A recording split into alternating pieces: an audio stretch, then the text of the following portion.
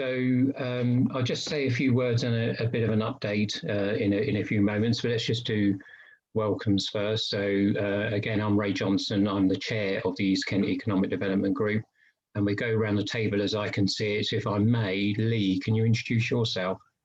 Yep, certainly. My name's Lee May from Bracers Solicitors. We've got an office in Canterbury, but also in Maidstone. I specialise in planning and environmental law and health and safety prosecutions as well.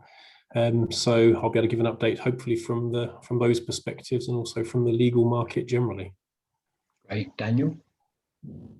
Morning all, Daniel San Giuseppe from Castlewood Hotels. We have a couple of hotels here in East Kent, one in Folkestone and one in Canterbury. And I'm chair of the Folkestone Hythe Hotel Association and Tourism Business Advisory Board. So very much a hospitality hat on, representing bars, restaurants, hotels and catering. Okay, and Ella? Good morning, everybody. Ella Brocklebank. I'm Head of Communications and Business Development at Jenner, main contractors based in Folkestone. I also co-chair the Kent Construction Focus Group, which is the Kent Victor Chamber of Commerce's sector-specific support group for the industry. And I've got Jane. If you can introduce yourself, Jane. Hi, everybody. I'm Jane Kennedy. I'm the new Chief Business Officer at Discovery Park. So that's the Kent's largest life sciences sector hub, and some bold, ambitious plans to drive the park forward, but I'll tell you about those in a minute. Great. And Damien? Yeah, Damien Collins. I'm Member of Parliament for Folkestone and Hythe. And Catherine? Morning, everyone. I'm Catherine Harvey, Chief Economic Development Officer at Folkestone and Hythe District Council, here to give you a bit of an update on what we've been doing and what our plans are for the future. Great. Kimberly? Hello, can you hear me? Yeah. You can't see me because I'm a little bit hungover from my birthday party yesterday. But apart from that, yeah, you all know me, guys. So yeah, I'm Kimberly at Discovery Park, and I'm pleased to introduce Jane to the table today. Thanks, Kimberly. And Karen, do you want to say hello? Yeah, hi guys, I'm Karen. I work for Bracers. I work with Lee in Canterbury. Sorry I'm not on camera today, but I've got busy things going on behind me, so you won't want to see. Oh, I don't know. Okay, Cherie. Morning everyone, Cherie from Martella. We're a building consultancy. And we're based in Folkestone. We offer architecture, surveying, project management, project administration, all around Southeast Kent. Yes, I'll give you an update a bit later on. Thank you. Great, thanks, Tree. And Neil, are you still there?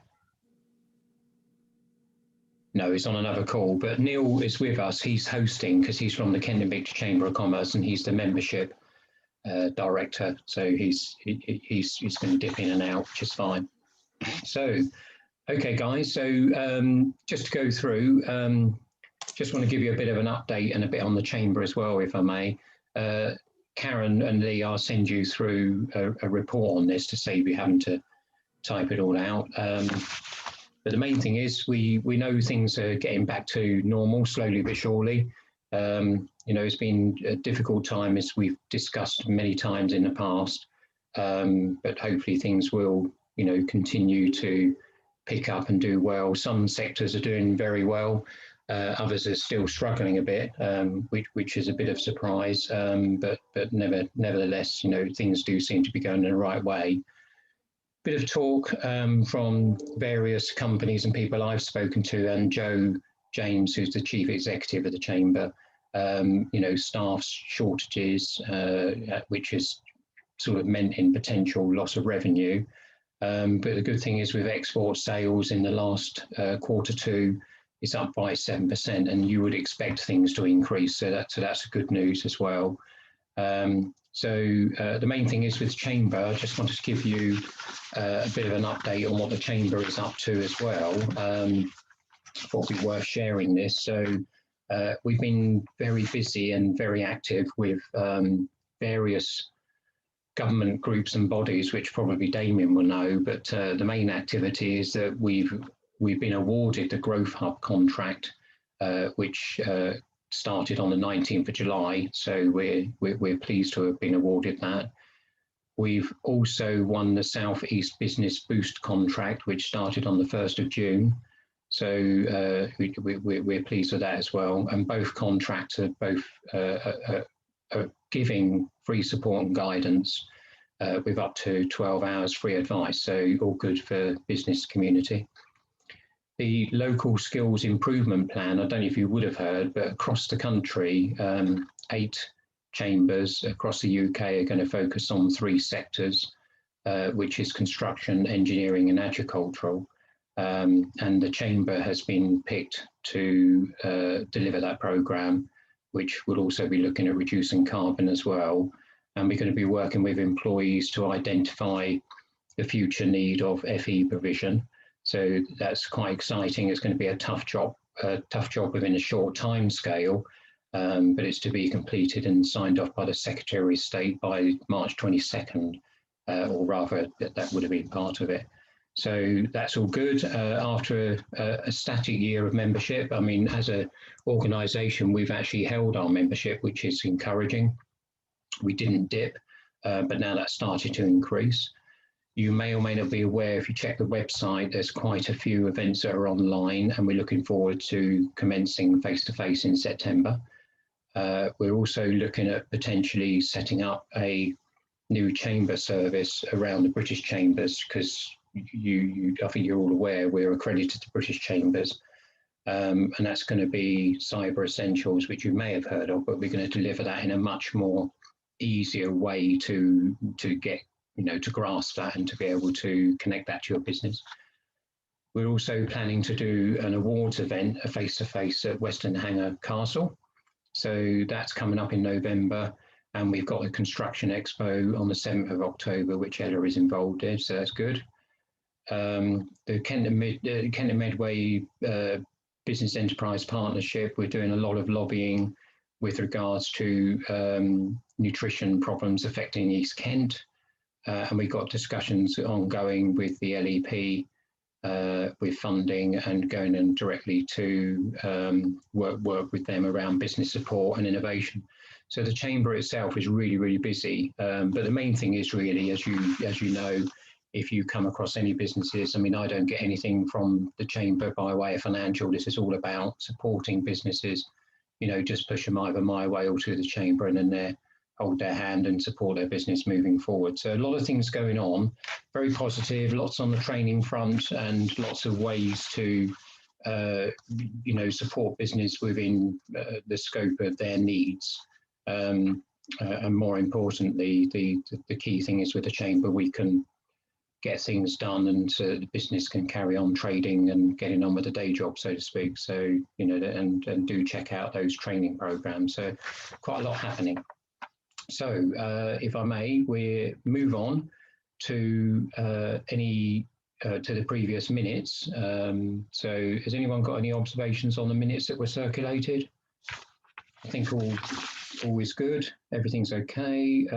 There's no real outstanding actions other than to say I did send a couple of letters of support out, and one of them was actually to the local authority, Folkestone Hive, because just to reconfirm to you, Jane, we cover the Folkestone Hive district, which is the local authorities, the Dover, which you're in, and the Thanet areas. And they came back and said it was wonderful to receive such a positive letter where we acknowledged all the hard work and delivery of everything that had been passed out during the COVID period in particular, in support to business. So didn't mention your name, Catherine, but it was aimed at you as well. So well done. So, and it's fantastic because, I also mentioned that, you're a prime exemplar within the country. And if other councils or organisations took the same way forward, then that can only be a good thing. So just to confirm, I did that.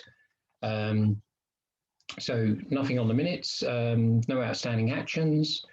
So update and discussion. So what we can do is go around the table and just get an update from you of any pertinent issues or things that's happening within your sector perhaps, and to see how things are. So let's start with, we go around, start with Lee, if that's okay, Lee. Thanks, Ray. Yeah, that's absolutely fine.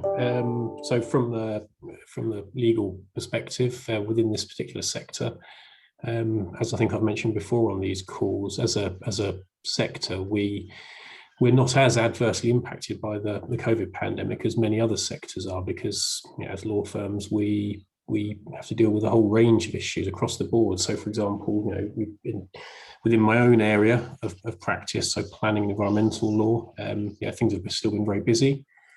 There's been an issue which has affected a number of the districts in the area regarding the good guidance from Natural England regarding net neutrality and appropriate assessments in order to get developments up and running. That's put a bit of a stall on a number of projects within the area, but I think that we are hopefully coming through that now. But despite that, there's still been a lot of activity from the development side. Across the firm, more widely, conveyancing department's been extremely busy because we had the stamp duty holiday which expired recently. So they were all hands to the pump on that for a good period of time. The corporate team's busy with lots of deals and dealing with mergers and acquisitions that are on the go, so that they've been busy as well. Interestingly, a lot of businesses have family-owned businesses have taken the opportunity during COVID to actually reassess their business and perhaps take the opportunity to make that change of moving on to the next generation of business ownership, employee ownership as well coming through. So a lot of activity in the corporate side. Obviously, within our employment team, there's a lot of work because of the issues that the pandemic has thrown up from an employment perspective, providing guidance and support to businesses, dealing unfortunately with situations where they've had to make cuts, and also the issues in terms of grievances as well. So that's a constant ongoing issue. Private client team obviously been very busy in the current circumstances, with unfortunately people having to think more about putting wills in place and getting their affairs in order. So as a firm, we've been very busy, and as a sector, the legal profession has been very busy as well. Thinking about the impact that we're hearing from a lot of our clients, those in the construction sector, obviously there's issues in terms of materials at the moment. I also heard it said recently that importation and exportation costs have been increasing as well, because the cost of containerization of goods has gone through the roof. So all these sort of consequences and impacts that we're hearing from our clients across the board, really, in terms of the impact of the COVID pandemic. Another hat I wear is in terms of providing health and safety law advice.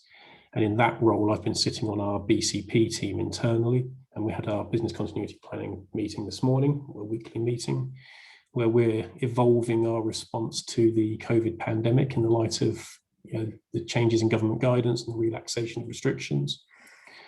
As a firm, we're sort of adopting a fairly cautious approach. We're certainly not requiring people to come back to work immediately, adopting a staggered approach to that over the course of the summer, maintaining quite a few of the measures in place that were already in place before, in terms of social distancing and having screens in meeting rooms and giving the appropriate guidance to staff and to clients.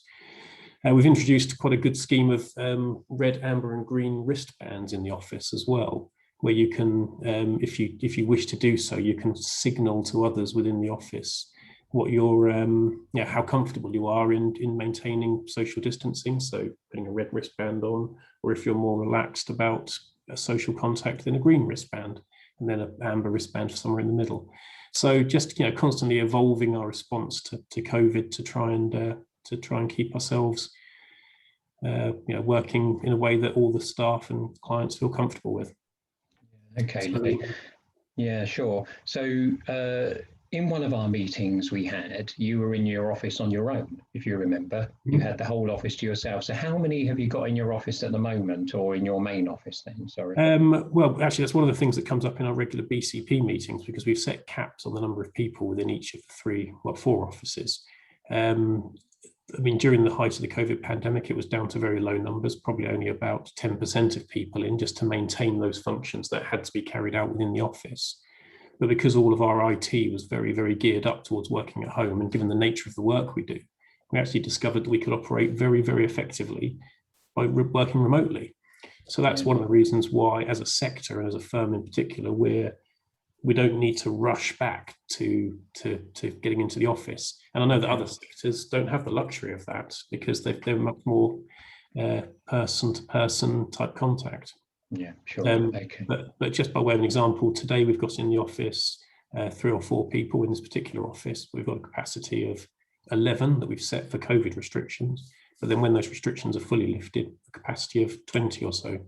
Okay. So yeah, that's just as a broad indication as to the type of numbers we've got in at the moment. Yeah, great. Okay, right. So thanks for that. Karen, did you want to add anything because you're from the same practice? No, I think Lee's covered everything. Thank you. Yeah, great stuff. Yeah, that's fine. So we come round to Ella.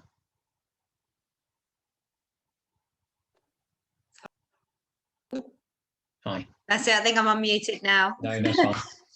Okay, yeah. So, so obviously an update from the construction sector, as Lee has quite appropriately alluded to there. I think our major concern at the moment is materials, both the costs and availability of those. So just as we sort of get to grips with working in a COVID world and all that has brought to us, it's now obviously the next challenge really, but that's the construction sector for you. So we're just always sort of riding the storm really and doing the best we can. So you know, obviously there's projects, if you know, it's really only problematic if it's sort of a fixed price contract really in terms of material costs. Now we are very cautious in pricing going forwards to make sure that we are you know fully covered in terms of what we're pricing, and that our clients are aware of why that might be slightly increased. But let's hope it settles down before too long. I think there will be signs that I think everything, just as we have with COVID and everything, it normally does then settle and we can keep moving forwards. But generally for us at Jenna, very positive. It's been a really challenging time. COVID has really hit the sector hard in terms of additional costs and lost revenue in terms of productivity, and where particularly certain stages of a project, either it could be material delays, or it could be in terms of if it's a certain stage of that product, we can't have too many workers in a confined space. So there's just been so much really that we've had to think about. But generally very busy, and strong forward order book.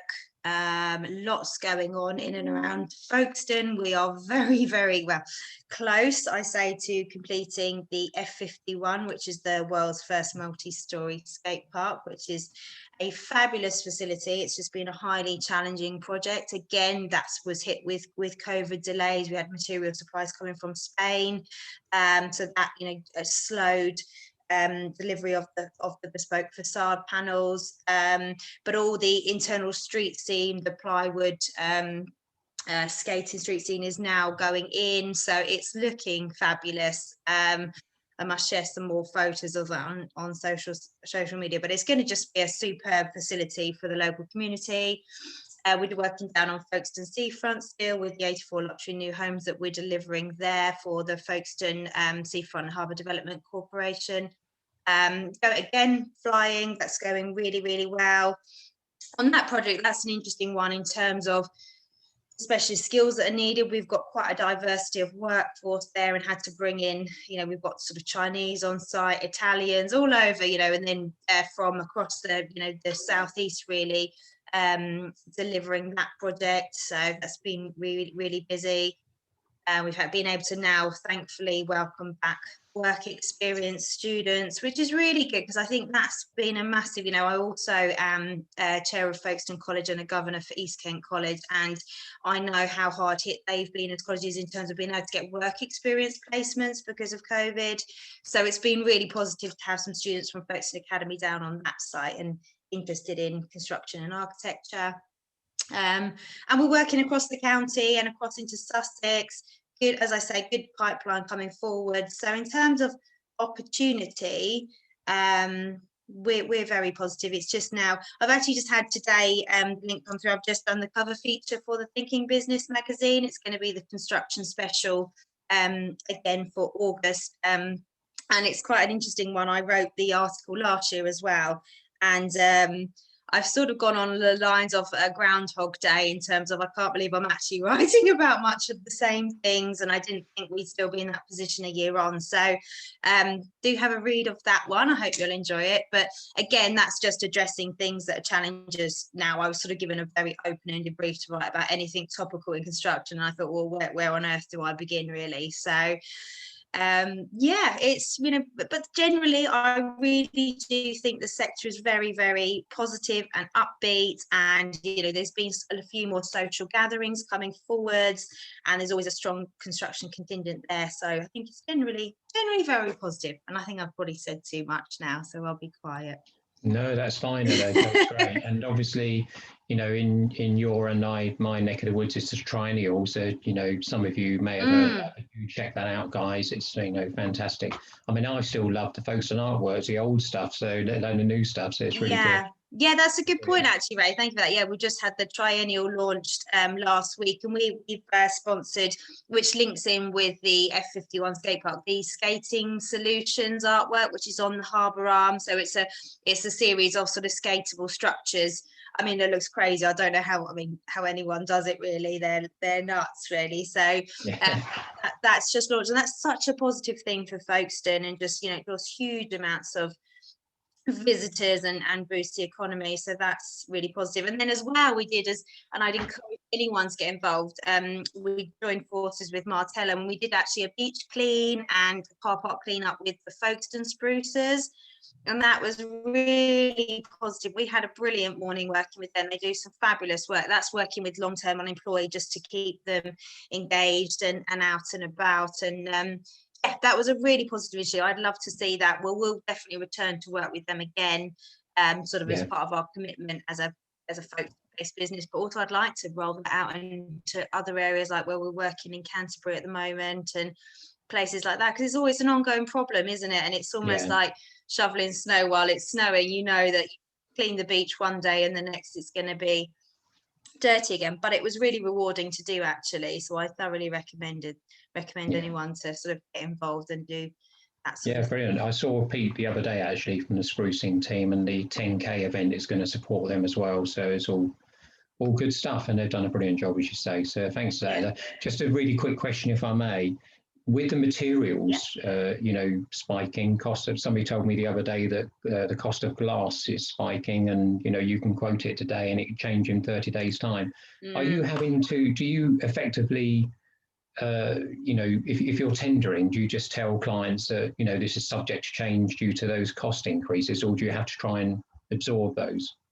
Well, no, it's now going forwards. I think we have to look at sort of fluctuation causes and just building a level of contingency, and hopefully we won't have to spend that. Hopefully we will get it at the best possible price. But yes, we have to probably be very cautious and err on, actually, but it wouldn't be a case of then that's going to sort of line our pockets if we can get it cheaper. It's just being cautious in terms of how we price going forward. So it's just building in that level of contingency, but if we can get it you know, best possible price, then naturally we will do. So great. I think they're all well aware now, and you know, we're working with some, well, we're very fortunate to have very understanding clients, just as they were with COVID, and they understand the challenges we face, and they work with us to overcome that, really. So we're very lucky.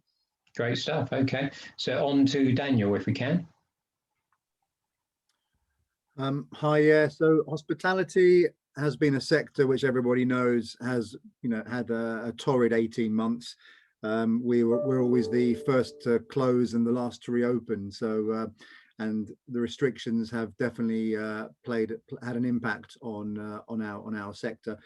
Some businesses more so than others, depending on the type of business it is and the location, and also if businesses have been able to at least mitigate some of their demand with regards to things like on the food and drink side, being able to do takeaways and collection and that side of the or business, or being open to key workers or essential workers.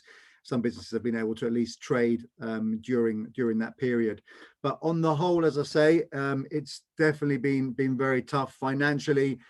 Pretty much every business I know in the hospitality sector has taken a massive hit, and having to resort to financial additional loans. So we've increased our debts more than we had beforehand, despite the government, giving lots of incentives to our sector in the form of some grants and in the form of schemes like furlough and deferments for VAT, business rate relief, now the VAT reduction as well.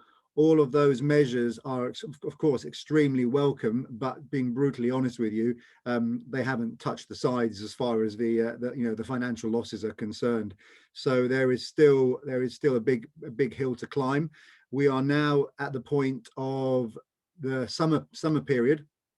Even though going by today's weather, you wouldn't know we're in the end of July, peak summer, but we are. And certainly what that means is that for the businesses in coastal locations and rural locations, countryside and coastal, we are what's seen to be at the moment in the highest demand for staycation business. So those of us in, for example, like down in Folkestone and Margate, in theory, there is great demand. Some businesses have more demand than others, depending on, as I say, the type of lodging facility you have to offer. If you are a centre parks type scenario or a self-catering or a caravan site, they seem to at the moment have the most demand since all the COVID restrictions, and people just feeling that they are maybe not overcrowded with loads of other people, like maybe in a hotel facility, or they've got more space in the bedroom with a lounge or catering facilities like a kitchenette or something. So certainly those establishments have seen the highest demand. But don't get me wrong, all the other businesses, certainly in the coastal locations and countryside locations, have seen a big spike now for the summer business. That is 99% domestic. It's all UK based. There is, as you can expect, there is not much international travel coming in at the moment. So we are reliant on the UK leisure business coming to the hotels, bars and restaurants, and local support, of course. So with that in mind, as I say, demand is pretty good at the moment. These are the months that normally we would maximize and we would replenish our coffers, ready for the tough months of the winter. But of course, in order to do that, yes, you need to sell at a good rate and be very busy, but you also need to make sure that you are maintaining a decent margin to be able to, as I say, to build those reserves. Unfortunately, what's happening this summer is not quite going to plan on that front, because our costs have gone up so much more than the volume of business that we're taking, that our margins are really going to be tight and nowhere near able to, as I say, build those reserves ready for when we get into the dreaded autumn and winter. So big concerns at the moment with regards to after the summer. Everybody's working really hard trying to maximize.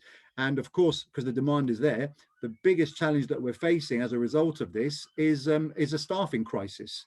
This is been on the media nationwide. There is a perfect storm between Brexit and the whole COVID pandemic, which has resulted in a huge shortage of not just across our sector. Many industries are feeling staff shortages, and we are massively struggling to retain staff and recruit new staff. Even though there are some people unemployed locally, the vast majority of those people are unemployable, or they don't have the skills or experience that we need for certain positions, like in management or a cocktail bar or a sous chef. Those sorts of positions are not just a case of getting pairs of hands or apprentices or people that you can train up. We need the people. These are key people that you need with a certain level of skill and experience and quality. So there is a massive shortage of those people in particular. So much so that, of course, what happens in that scenario is those which are working in the sector, in the area, are in high demand, and they know it. So they can almost hold the employer to ransom when it comes to things like their pay and working conditions.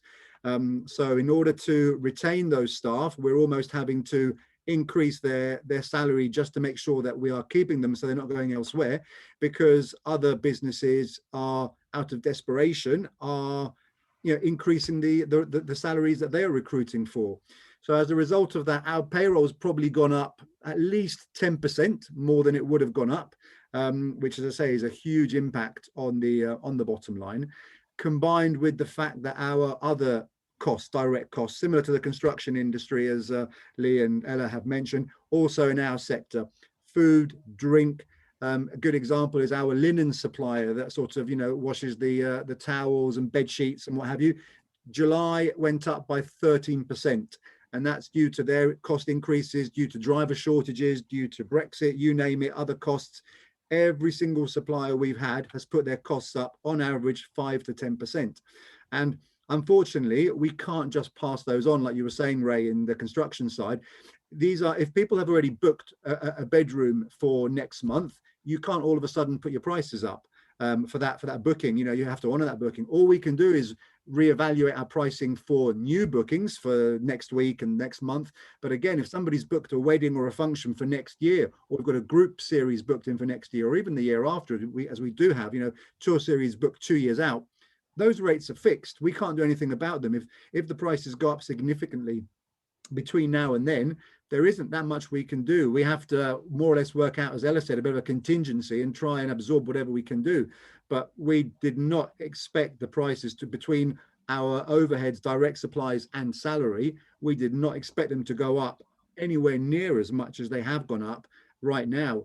The only saving grace we have is that the VAT has been reduced significantly at the moment, and that's almost basically countering the increase. So we had to pass it on. But believe me, when the VAT goes up in October, every single business that I've spoken to has said rates are going to have to go up. Rates for bedrooms, conferences, food, drink menus, you name it. Coffee shops, McDonald's, I think all the prices are going to have to go up because it's unsustainable. Otherwise, we're going to see loads and loads more businesses going under, unfortunately, in our sector. Okay, so right. really difficult times, because as I say, the positive is that, and especially positives in our part of the world, demand, lots of attractions and events going on locally. There is demand for people to come down and stay, and that's even without the international travel and without the corporate travel. There is good demand at the moment in particular, but we're struggling to service it. As I say, operationally, in the 30 to 40 years worth of people working in the sector, they've never known anything like it. The stress levels are through the roof. Yeah, so okay. Very challenging. Big concerns after the summer. What's going to happen come September, October time when we get into the autumn? Where are we going to be with the nation as far as COVID restrictions are concerned? That's the big unknown that everyone's still worrying about and talking about. So. Sure. Yeah, very challenging. And I think I don't want to sound condescending, but for all sectors, you're not on your own. And I know it's sometimes hard to believe that sometimes. And the key thing is, like we said a year ago, if you remember, we had this conversation I mentioned, but I think it's common now, connect with your customers, which we know you would expect, but you need to connect. I'm not suggesting you're not, Dan, this is everyone, not in this room, but other, within that sector or different sectors. Connect with your employees, good example like Lee, give them the functionality, give them the flexibility and deliver it. And, by making sure you address those, your staff, your employees, your contacts and even subcontractors and all of your suppliers, and those companies that do that look at stuff and address those issues now will be the winner, will inevitably be the winners in the longer term. So, but yeah, so okay, so let's move on to Kimberly, and then perhaps you can introduce Jane as well. Kimberly, if you're okay with that. Kimberly? Can you hear me? Yeah, I got you now. Yeah. If you'd like to introduce okay, yourself, so I'm going Kimberly. to introduce Jane now. Yeah. You know me very well, so I don't need to say anything. I'm going to introduce Jane. Can you introduce yourself anyway, okay. Kimberly, for Damien? Yes, Damien, I'm Kimberly Anderson. I work at Discovery Park in various roles, various hats, working with property development and also CSR and skills agenda. So that's me. I've now got my new CBO, who is Jane Kennedy. So I would like to introduce you to her, because I think people are bored with me speaking so often. So I introduced Jane. Jane, can you take over? Morning, everyone. Daniel, I just want to say I absolutely feel your pain for the hospitality sector. I think it's been a really difficult time. As you probably noticed, I'm not Indigenous, I live north of the border. And Edinburgh last year, when the festival's on, and normally you can't get a hotel within an hour of Edinburgh, the hotels in the centre of the city were at 8% occupancy. So I think it's not, if it's any consolation, it's not unique to the area that you're in. It is absolutely a national problem, particularly for hospitality. However, I have to say, on the other side of things, I live, as I said, I live in Scotland, so I'm commuting back and forward to Kent, and it's increasingly difficult to find somewhere to stay. So the good news is the occupancy levels down by you definitely are better at the moment. So morning, everybody. I'm week 7 in the job. So as you can imagine, it's a new job, it's a new site, it's a new geography for me, new projects and a new network. So thank you for the opportunity to come along and meet with some new faces. I'm still desperately trying to work out who's who and who does what and where the different locations are, but I'll get there eventually. For those of you who don't know this park, Discovery Park is 9 years old. It's essentially a park that was built on the foundations of Pfizer's legacy for Sandwich. So we're based on the previous Pfizer site, but we have 160 companies located within our park, employing over 3,500 people.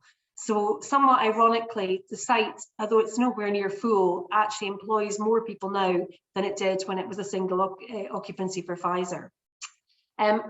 Discovery Park is one of 6 life sciences opportunity zones, the others being Stevenage in Hertfordshire, Birmingham, Harwell in Oxfordshire, Cambridge and Port in Wiltshire.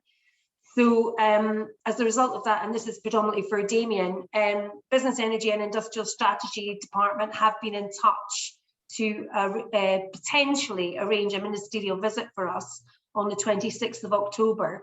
So the minister that's been floated is Minister Zawi, but it's still very early stages of planning. So Damien, if you want to connect up with me after this, I'm happy to keep you in the loop and make sure you're aware of whether or not that progresses. We've got lots going on at the park. For those of you who don't know it, it's been somewhat of a mixed bag up until the last few years. So it was a real mixed usage site, and the previous owners were just keen to have tenants of any denomination and type. Having said that, we've got some really interesting businesses located on site and a number of really successful ones. So Go2 Energy, who are a real growing tenant of ours, the business is 2 years old. They've just been nominated as a finalist for the Growing Business Awards in the 25 million to 45 million turnover sector. So we're really hopeful that they might be recognised in that. My job is to drive the innovation agenda on the park. So my background is I have no scientific education whatsoever, but I have spent 15+ years working on various different science parks and working with early stage technology companies. So I have a comms degree, and I fell into this environment because I became marketing manager for Roslin Biocentre, which is fairly close to where I live in Scotland, just on the back of Dolly the sheep, if you can remember Dolly. And at that time, bioincubation was brand new. So the facility was set up to house early stage companies that were going to spin out of Roslin Institute and the University of Edinburgh. I was there for about 6 years.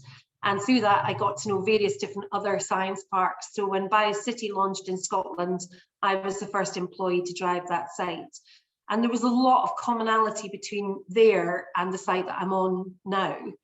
So Newhouse is in North Lanarkshire. It's an area of high deprivation.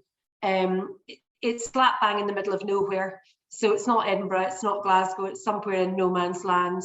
We had a real agenda to drive in terms of skills, and I'll let Kimberly talk to you about some of the plans we've got for Discovery Park in the skills space. But the job was to create a community and create a hub for life sciences companies to grow. So coming into Discovery Park, which is 10 times the size of that site, but having this fantastic tenant base, Pfizer is still located on site, employing 800 people, Canterbury Christchurch University on site. I'm basically thinking that I've won a watch because there's so much to play with there. So we've got a number of projects on the go. We've just launched our Reactor programme. You may have seen some of the PR around that. So it's basically an 8-week super growth programme for startups and scaling biotechs. And they're put through their paces in terms of really refining their proposition and examining their business from lots of different angles. And we had a webinar yesterday to launch that, and applications for that will close on the 16th of August. And we're hoping to pilot 10 companies through that programme and try and get them on the growth trajectory. In partnership with that, we're just about to start building, well, not building, but refurbing 30,000 square feet of incubation space. So again, it's about housing those companies in the right type of space and then putting all the business support around them and the community and the network to help them grow. We are working on a whole range of different projects that I won't bore you with around getting some particular exciting assets onto the site that look as attractors for other companies. And I've also begun to pull together a group with the Kent, other life sciences facilities in Kent. So I've got a meeting that I've arranged in August to bring us all around the table to look at how we can promote Kent as a super cluster for life sciences. I think the challenge is, you know, we're right on the doorstep effectively of Cambridge and Oxford, but we're not Cambridge and Oxford. So how do we raise the aspiration of the county, and how do we raise our profile to be seen to be housing, you know, some really exciting businesses that we are. That's probably enough for me, but I'll hand you back to Kimberly and she can tell you a little bit about the skills agenda that we're working on. Well, thank you, Jane. That's great, and really exciting stuff. Kimberly, if I can come back to you in a moment, so I just want to flick over to Damien. Damien, how are you doing for time? Did you want to say a few words now? Are you okay? So we usually wrap up by about 11:30. Yeah, but I'm okay with time. I actually had this down as 11, so I might have to stop off shortly after 11 o'clock. But okay, so did you want to say a few words now, Damien? You're welcome to do so if you want to share anything, or if you've got any questions.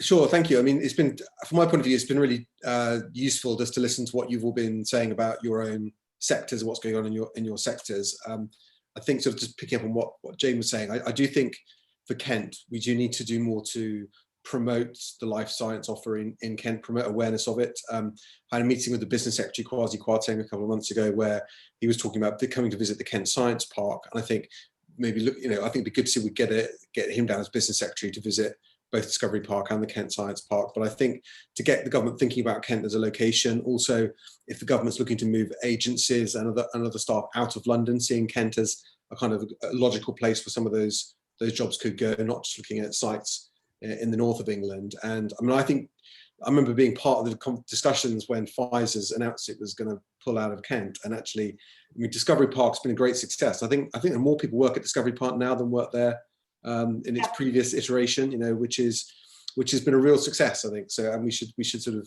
you know, bang a drum about that. It's good to hear. I mean, it's good to hear positive things from the construction sector about work and levels of work, and what Lee was saying about you know, sort of business deals being done too. I've heard, you know, from a number of people that they think actually, you know, there was a lot of businesses were sitting on cash pre-Brexit with the expectation that they would then spend it with a certainty. That didn't really happen because of the pandemic. But there are definitely some, you know, some organisations, some individuals, some businesses that are sitting on cash which can now spend it, which is very helpful. I mean, Daniel, I sort of totally understand where you're coming from in terms of you know, labour market restrictions and rising costs, and I've heard that from lots of different businesses, and you know, from you and your sector, obviously, you know, from the haulage industry as well, in terms of lack of drivers and the inflationary pressure that will have. I mean, you're right to raise Brexit as part of that, because I think, you know, we may not have people coming over from Europe to work in the UK in the numbers that we did before, certainly for lower skilled, lower paying jobs, which has a knock-on effect for the rest of the labour market. I mean, you didn't obliquely ask, but I mean, you mentioned about VAT reduction. in general, my impression of I think how the Chancellor is going to try and approach all of this, I think, is twofold. One, he certainly believes that we have to have a credible plan to get control of the national finances again, and that's obviously, you know, furlough is phased out in September. That's, I think, as Chancellor, he'll be looking at how we start to have a credible plan to stop the increase in borrowing and then start to bring it down. I don't think he's going to base it on debt levels being back below what they were at the start of the pandemic. It will take decades to achieve. We're going to be paying for this for the rest of our lives. So there's no question about that. But managing that level of debt is much easier if we can get the economy back to the size it was at the start of the pandemic. And so I think they will try and balance off, you know, controlling spending with stimulating the economy. I think if we took the route of saying, right, we're going to cut back to control spending, to reduce debt, and we're going to put taxes up to do it as well, that will choke off the recovery pretty quickly if we do that, and that will make the situation worse. So trying to serve this amount of debt on an economy that is 10% smaller than it was 18 months ago makes the job much harder to do. So, you know, whilst he's got to be cautious about what he does, I hope they do take a sort of sensible approach sector by sector and look at some of the stimulus that's been put in there to keep businesses going and say, well, is there a case for keeping those going longer? Actually, will you bring in more revenue if you do that, because you'll stimulate more economic activity in that regard. I still, I'm still personally, I think we'd look at the planned increases in corporation tax, and I think these need to be reviewed very carefully, because there was an assumption that we cut more than we needed to, but there was George Osborne, when he was Chancellor, we used to say consistently that lower corporation tax leads to higher revenues for the Treasury, because people invest more, they make more, and even though the tax rate is lower, it generates more revenue because there's more activity going on. So I think all these things have got to be looked at very carefully. I think you're right that we definitely seem to be an in-demand area, for travel. And obviously having things like the triennial and the good weather helps. And in some ways, the uncertainty of European travel has meant a lot of people are going to holiday at home this year. And then hopefully by the time we get to the autumn, we'll start to see more business travel within the country, and also crucially for us, business travel on Eurostar to the continent and other things too, which will help. And hopefully then people will start to sort of plan for conferences and other events. I mean, it is an interesting question though about what the economy will be like in the future. Is, will we do as much business traveling as we used to do? Will there be as many conferences as there used to be, because people have got used to not doing them in the same way? I do think it will come back a bit, but it may not come back in quite the way that it was. And I think that's something we have to look at. But I think the positive we have locally is that I think we're an in-demand area. There definitely seems to be, as a consequence of the pandemic, a sort of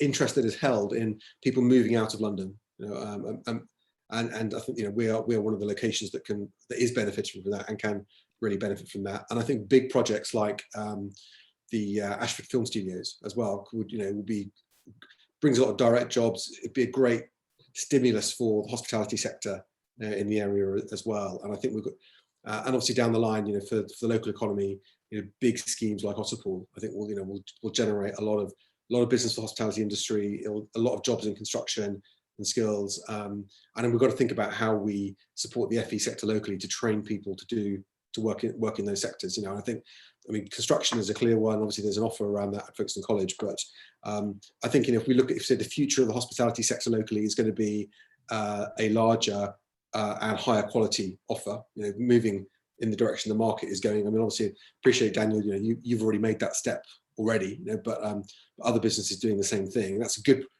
thing, but we've got to look at, well, who are the people that are going to work in those businesses, and how do we get you through the next year, really, I think, sort of.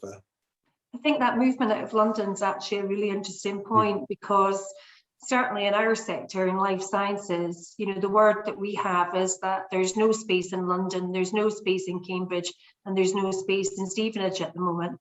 So this is really the opportunity for us to promote our proximity to London and say, if you're reevaluating your lifestyle and you're looking at, what you're getting a bigger bang for your buck in terms of the space that you can get, the house that you can buy, this is the time to be looking at Kent, really. Yeah, I think that's absolutely right. And I think we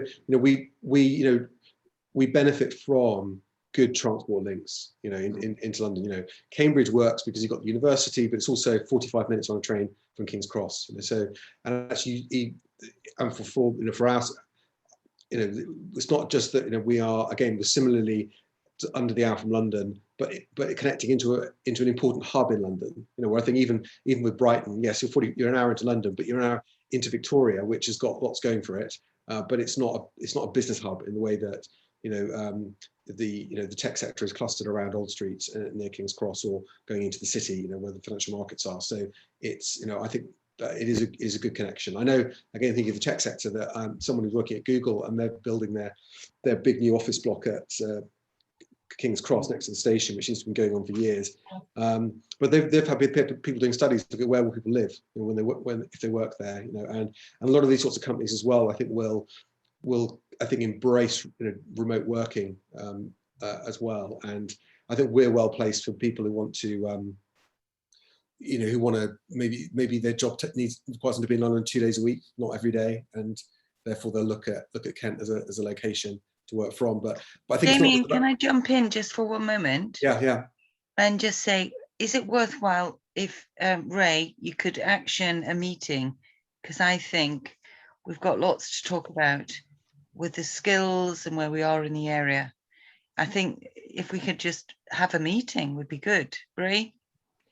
Yes, we could look at that. I mean, our next EKEDG meeting isn't until September, but it might be good that we get some stuff together for that. So perhaps if Damien, if you're available for that one, but yeah, I'm seeing Damien tomorrow, so we'll have a chat through that tomorrow. Yeah. So yeah, no problem. Put a meeting in our diary. Yeah, no problem. I mean, there is a lot of stuff going on, and like Damien mentioned, it'd be interesting to see what government does with regards to certain sectors, because it's, you know, it's a blooming nightmare to handle it, I think. Yeah. But within the realms of that, there will be, we know there are sectors that are hemorrhaging or finding it difficult. But it's a bit like a jigsaw, isn't it? It's going to be interesting how government applies that rationale into certain sectors, because inevitably others are going to moan, or there's going to be issues surrounding that. But hopefully moving forward, there will be some good strategy on that. Yeah, I think with tax and investment, the government, you know, takes the view I think it will cut taxes if it thinks it will lead to more. It's not a subsidy; it's a kind of stimulus in a way. So that's, I think, and the same with the grant funding as well, for, you know, and for business projects and infrastructure projects. It's about saying what can that investment unlock in terms of future growth and revenue. And so that's how those decisions are made, and the government's been, you know, quite willing to invest in that way, and sees that as an important part of the recovery.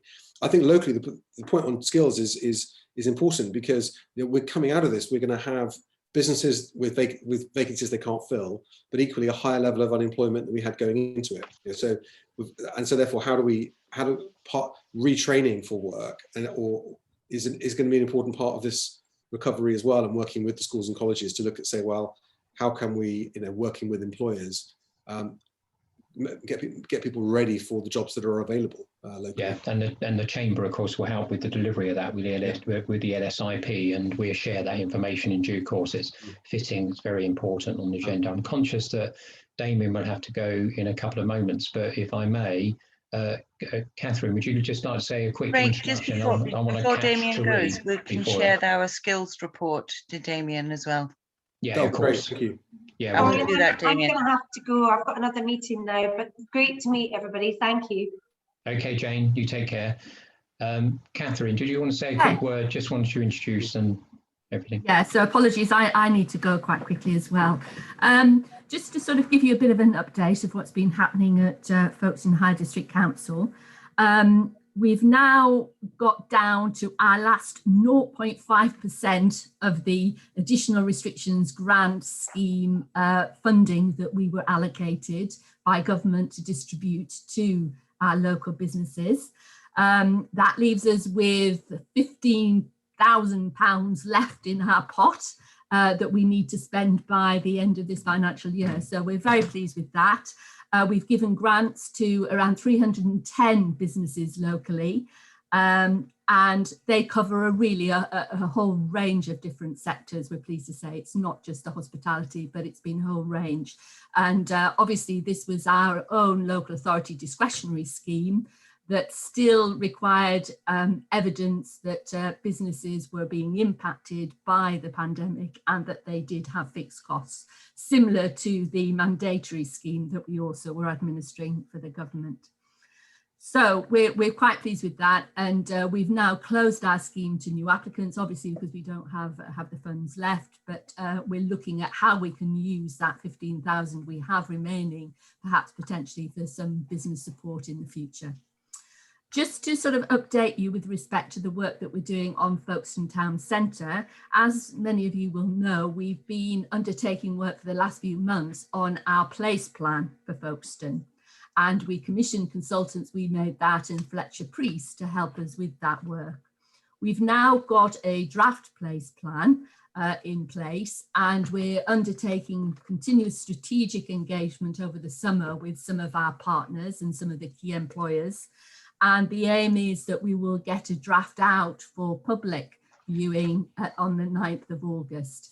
And I will send you the link to the website where you can get access to that, and also the email where if you do have any further comments, we're very welcome to hear about. As you know, the place plan really is setting out the vision that we have for Folkestone Town Centre for the future, and the intention is that the projects that are coming forward through that work will form the basis of a Levelling Up Fund bid that we will be submitting in round 2 next year. We decided we wanted to keep our powder dry in terms of an application in round 1 because we didn't feel we were ready, and we wanted to really get a good project coming forward that would tap into the potential for 20 million that the district has from the government to deliver that for the future. And we're really confident that we will be able to do that. Other work that's been ongoing over the last few months is around the Romney Marsh, and Tarry will know about this because she's been working with us on this. We are developing a new business hub at Mountfield Road Industrial Estate, which is well on its way to completion. That will hopefully be open to tenants from January time, so we're really pleased. Last week, the council agreed that we should use the remaining Marsh Million funds that we have, both our proportion of the remainder and Magnox's proportion, to run a business grant scheme. And that business grant will be there for potential tenants into the new business hub to help to support their refurbishment of the accommodation to make it appropriate for their uses. So it's part of the marketing of the hub to make sure that it's successful. And we're really pleased about that. We expect to have in total about about £250,000 towards that grant scheme. And should there be any funds left for that, we will then look to extend that grant to potential businesses who could take space on the stage 2 development at Mountfield Road. If you recall, Mountfield Road is an industrial estate, but it has a remaining employment allocation, which we've been looking to take forward over the last few years. Stage 1 was the development of the business hub, and stage 2 is the remaining land for which we received a Getting Building Fund last summer grant, and that will put in the infrastructure to unlock the remaining 9 acres. At the moment, we're procuring consultants to help us take forward that area of land, including the potential marketing of around a third of it in the autumn. So that work is also underway. We've had a lot of demand from local businesses. We've had our feelers out for some time, and there are a lot of interest in local businesses taking those plots of land and expanding on them. So we're really hopeful that will really start to motor and come forward in the near future. The other thing that I just wanted to flag was one of the schemes that we did look at as consideration for a round 1 bid to the local, to the Levelling Up Fund this year was Biggins Wood. And again, this is an industrial site that the council has owned for some time. In fact, we decided not to go for a Levelling Up Fund application because we made an application instead to the Brownfield Land Release Fund, which was announced by Homes England. So we're hopeful that we will get some government funding to bring that site forward in the near future as well, but it was an alternative. So other things just to update you on very quickly. One of the things that I'm looking to do moving forward is to consider what we can do to support businesses becoming more environmentally sustainable in our district. As you're probably aware, the council signed a climate emergency last year, an emergency statement, and allocated some funds to support environmental measures. So I'm considering what schemes we might look at bringing forward as a district, bearing in mind that I'm aware there are other initiatives in the surrounding wider geography, the South East Leb, in Kent and Medway. So obviously I want to make sure we use our funds to best effect, but that sort of scheme will be very much about helping businesses across all sectors become more environmentally sustainable, but also to help those that are looking to deliver new technology, new innovations that will help be more sustainable in the future. And that's something that we're looking at doing over the next few months. So just to be aware. Thanks, Catherine. And of course, I sit on the Kent Environmental Strategy Group for, for environment. So, in the background, there's going to be a lot of linkage into that with the local authorities from the regional. So that's fantastic. Conscious that Damien needs to get away. I'll come back to you in a moment, Cherie. Apologies for the time, but Damien, you need to shoot off, I think, do you? Yes, I do, I'm afraid, but it's been good to see you all again. Thanks for the update, and we'll speak soon, I'm sure. Okay, thanks. I don't know as always, if anyone wants to follow up on any separate issues with me directly, then please do let me know. Yeah, great. And normally we would have somebody from Dover District and Thanet District on board as well, Damien. So it's quite a good connected group for the South East. So we'll perhaps hook up again soon. That'd be great. Thanks a lot. Okay, brilliant. So Cherie, apologies. Did you want to give an update? Yeah. Yes, just so on that note, we haven't had anybody from Dover Council for quite some time on this. No, so it's a good point, but the economic development chap is, I forget his name now, but Tim, I think it is. And Tim Ingleton, he's retiring this week, in fact. So there's changes, and yeah, it's a good point. Yeah. Okay. So whether we can find somebody else from DDC to come along. Yeah, and we are constantly on to Thanet as well, but Louise, unfortunately, it clashes with her day off, her permanent day off. So, it's a tricky one, but we do consistently invite them. But a lot of the economic development teams are going through changes anyway now. Well, it's constant, to be honest with you, but hopefully the dust will settle and we get somebody on board. Okay. Yeah, so basically, I think a lot of you touched on various aspects that I wanted to cover. I think we are living in a fantastic area. We're very fortunate with a forward-thinking council, probably on both sides. As Martello, we're involved with a lot of local council projects, Dover Council, social housing, which we're doing with Jenner in Napchester Road, in Whitfield. And yeah, Martello, all throughout COVID, we've had quite a variety of projects to work on, which I suppose has really helped us during these times. And we're still very busy. We've been busy throughout COVID. Very sort of local-wise, there's an international company, Swiss Re, that we're doing the fit out in Castle House in Folkestone. Saga, we're doing quite a bit for them as well at the moment.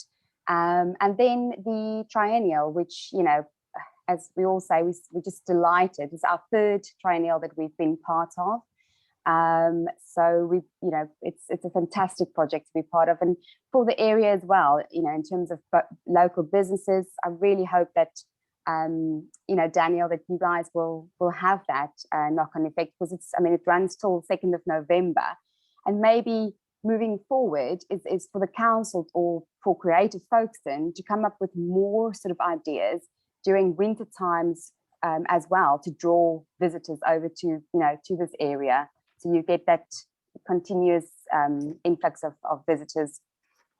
Mountfield as well, yes, as Catherine was saying, a fantastic local project. And I think what we were saying, what Damien was touching on as well, in terms of, you know, this is the area to really relocate to. And a lot of people that have moved down from London, as we know, they only need to go in 2 days a week. So they're looking for flexible workspace. Not everybody can work from home.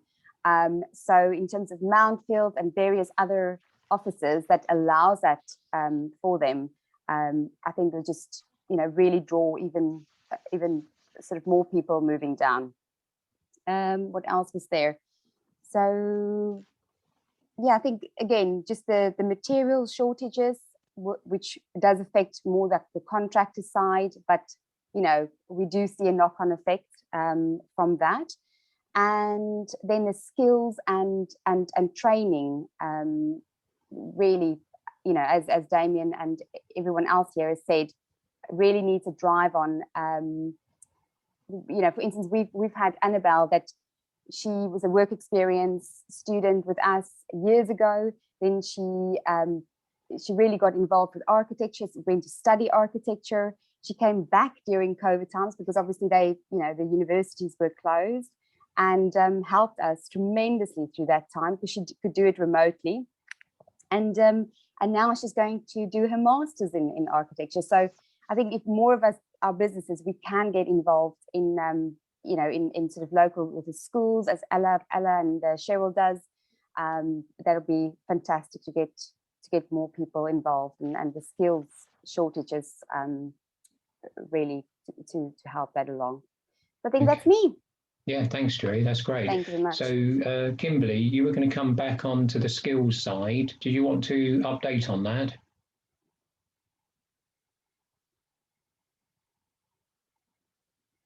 Are you there, Kimberly? No. What about you, Neil? Were you there? No, that's okay. It's just I wanted Neil to introduce himself earlier, but it's fine. We know Neil, so that's fine. Well, we come back to Kimberly another time. She's got some updates on skills and stuff that's going on at Discovery Park, but we'll copy those in. You know, in due course, we'll send them out. So this is the end of the formal meeting. We'll come back in a second, guys. But just to say thank you for listening to today's session. And if you would like to get any more information, you can do so via the website and also of the Kent and Vic Chamber of Commerce, and wishing you success moving forward.